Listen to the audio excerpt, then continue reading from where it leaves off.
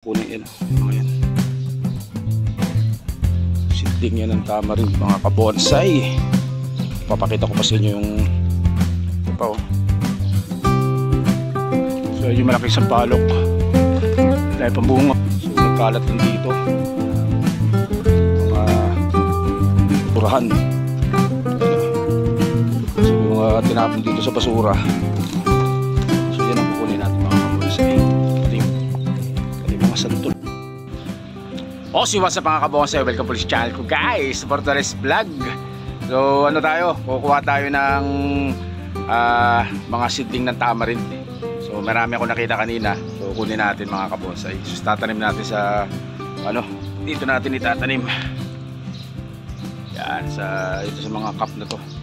So mga 5 piraso mo lang kukunin natin kasi ito pa lang yung ating pala yung ating lagayan mga kabonsai. O kasi guys, huwag din patagal pasok yung intro ko. O kaya intro, pasok!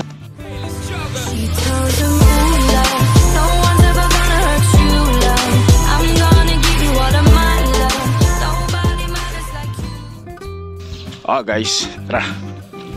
Pasukin natin dito. So may puno dyan ng sampalok na malaki. So nagbunga na yan nung nakaraan. So ang dami mga nalaglag na maraming mga nalaglag na bunga. So ayan guys, ito kunin yan, mga yan. Seedling yan ng tamarin, mga kabonsai. Papakita ko pa sa inyo yung ito pa, oh. So yung malaking sampalok dahil pambunga. So yung naglilinis dito winawalis lang. Daming mga buto na tumubo dito mga kabonsai.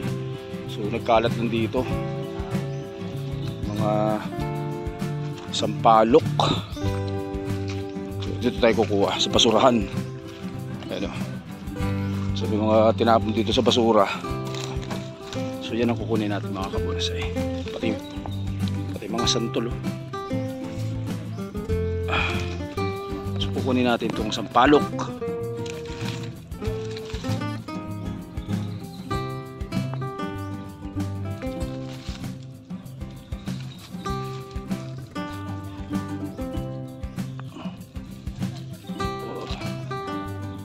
Piraso po. 2 piraso.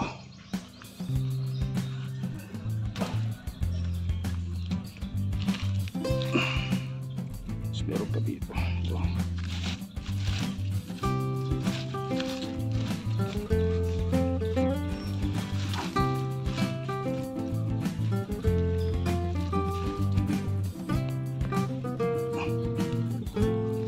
Dalawang bukay. So nagkalat lang dito guys, sampalok yan. Diba?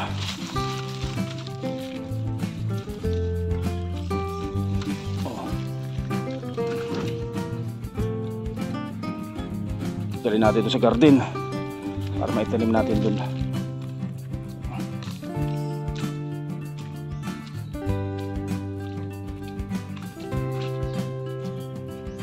So ganyan lang po mga kabonsai. So marami pang puno dito sa amin ng mga sampalok. Hindi naman nila kinukuha yung bunga, naglalaglagan lang. Ang daming tubong mga buto. So lahat ng sampalok ko galing po sa seeds yan mga kabonsai.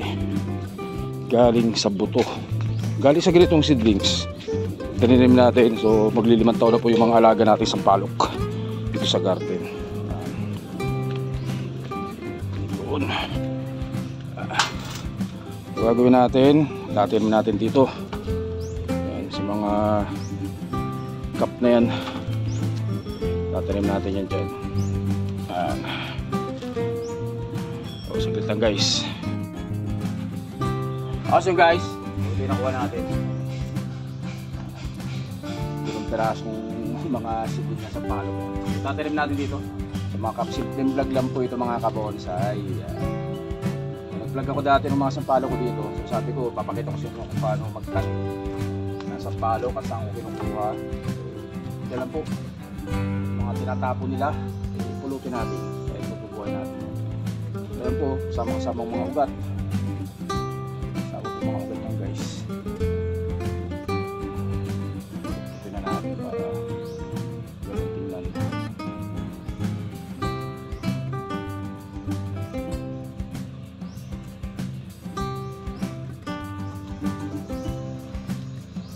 Ang ginamit ko po dito ay garden soil.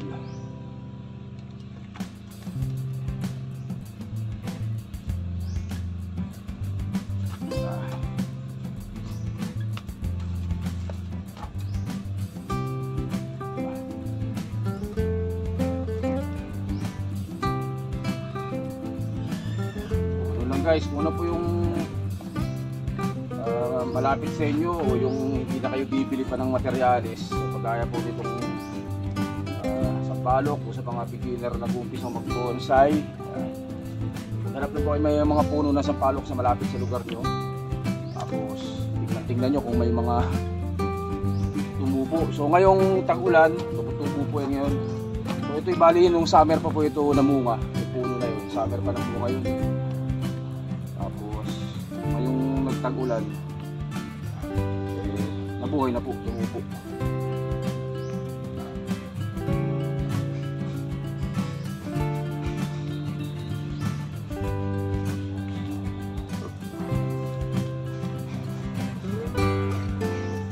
So, ginamit natin dito ay garden soil.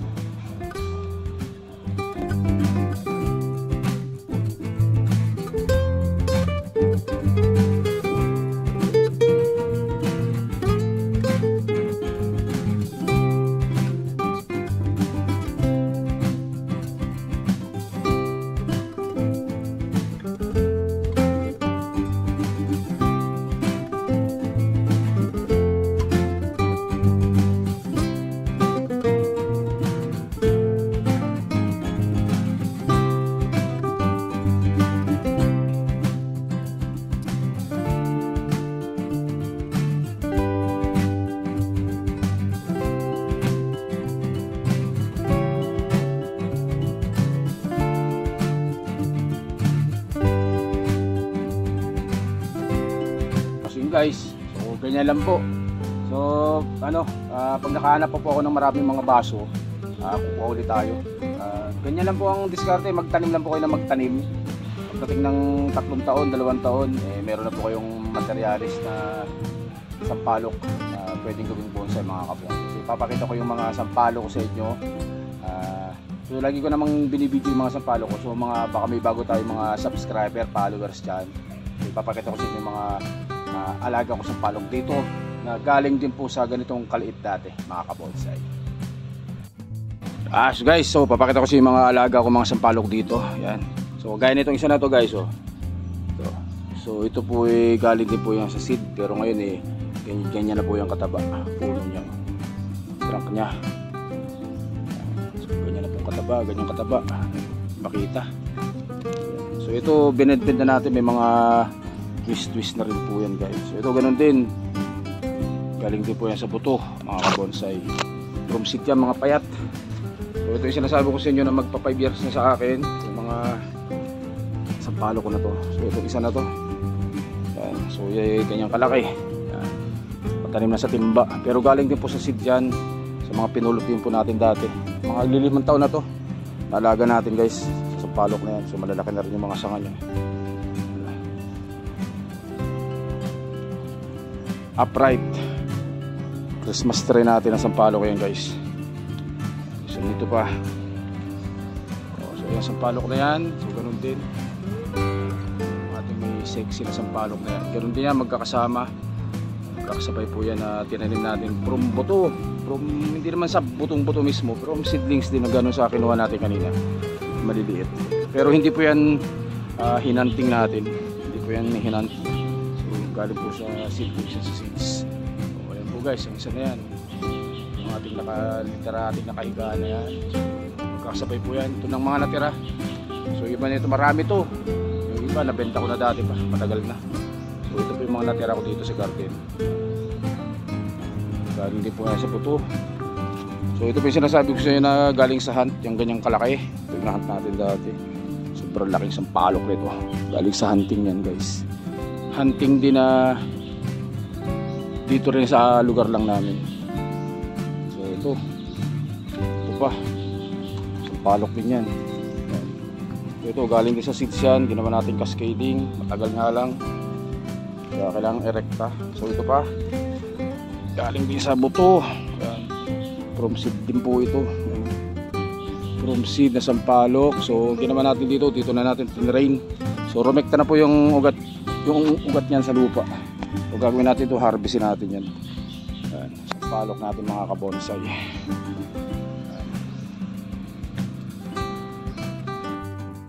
Oh, so yun guys, pawis na pawis ako. So hanggang dito lang yung vlog natin mga kabonsai. So doon sa mga bagong mag-uumpisang mag-bonsai dyan, sa mga katropa natin, sa mga subscriber natin dyan. So kung ano po yung available na pwede nyo makuha dyan sa lugar ninyo para hindi na kayo bumili, isa po ang sampalok sa napakaganda pong gawing bonsai mga kabonsai. Tama rin bonsai na sampalok.